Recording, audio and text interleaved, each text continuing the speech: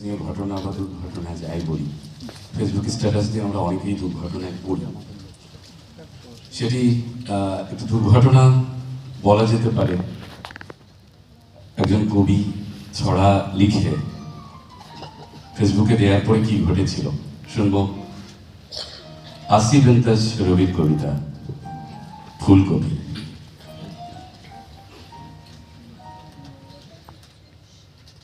মানুষের মাথায় ভূত চাপে, আমার মাথায় চেপেছিল ফুলকপি। কোন দুঃখে আমি সেদিন ফুলকপি নিয়ে একটা ছড়া লিখেছিলাম। শীতের দিনে তোমার কাছে ফুল চাইনি প্রিয়, সময় পেলে রান্না করে ভাজা ফুলকপি দিও। শীতের দিনে তোমার কাছে ফুল চাইনি প্রিয়, সময় পেলে রান্না করে ভাজা ফুলকপি দিও। ফেসবুকে এই ছড়া পোস্ট করার পর আমার জীবন এবং যৌবন ভাজা ভাজা ভাজা ভাজা হয়ে গেছে একেবারে। বউ আমাকে বলল, বউ এই কবিতা তুমি কার উদ্দেশ্যে লিখেছ? আমি সরল গলায় বললাম, কার উদ্দেশ্য মানে? এরপর একদমে অনেকগুলো প্রশ্ন করলো, সব নিয়ে প্রায় 5 প্রশ্ন হবে।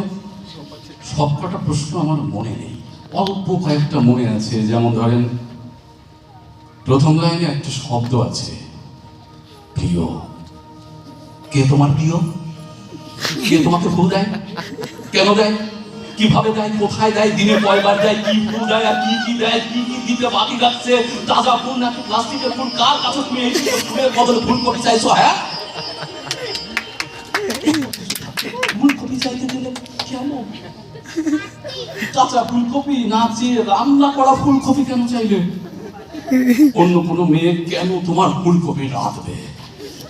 ঘরের রান্না মুখে রোজে না? মানে কি সবজি ফুলকপি না এর অন্য কোনো গোপন অর্থ আছে? সারা জীবন ফুলকপি খেয়ে সব মেটেনি। আর কত ফুলকপি চাও? কবে তোমার খিদে পাচ্ছে না? পেয়েছোটা কি তুমি আমাকে? তোমাকে কি আমি খেতে পারি না? রাস্তাঘাটে ফুলকপি চেয়ে বেড়াও, আজ ফেসবুকে চাইছো, কালকে থালা নিয়ে রাস্তায় বসবে, পরশু কি পত্রিকায় বিজ্ঞাপন দেবে। আমার কাছে চাইলে কি আর আমি ফুলকপি দিতাম না? সব শেষ প্রশ্নটা মনে আছে, বড়ই নির্মম। তোমার এত লোভ কেন? আমি কোনো প্রশ্নের উত্তর বুঝিয়ে দিতে পারি। ফলে আমার জীবন হয়ে গেছে ফুলকপিময়। সকালে রুটির সাথে ফুলকপি ভাজা, দুপুরে রান্না করা ফুলকপি, রাত্রে ফুলকপি দিয়ে মাছ। ফুলকপি ফুলকপি ফুলকপি ফুলকপি, মাঝখানে ফুলকপি স্যুপ পর্যন্ত খেতে হয়েছে। গত 1 সপ্তাহে আমি যে কি পরিমাণ ফুলকপি খেয়েছি, আপনি জীবনে এত ফুলকপি দেখেন নাই, ভাবেন না। আদা দিয়ে একটু লাল চা করে দাও তো, সর্দি লেগেছে। ফুলকপি দিয়ে চা। তো আমরা মুখ করে চা বানাতে গেল। আমি ভয়ে ভয়ে রইলাম, চায়ে আদার বদলে ফুলকপি দিয়ে কে জানি। ঈশ্বরের অশেষ কৃপায় খানিক বাদেও আদা চা নিয়ে আসলো। গলাটা একটু কোমল করে বলল, খালি পেটে চা খাবে না, ফুলকপির বড়া ভেজেছি, ওটা খেয়ে। ও, একটা প্রশ্ন এখন মনে পড়েছে, কি আছে ফুলকপিতে যা আমার নেই?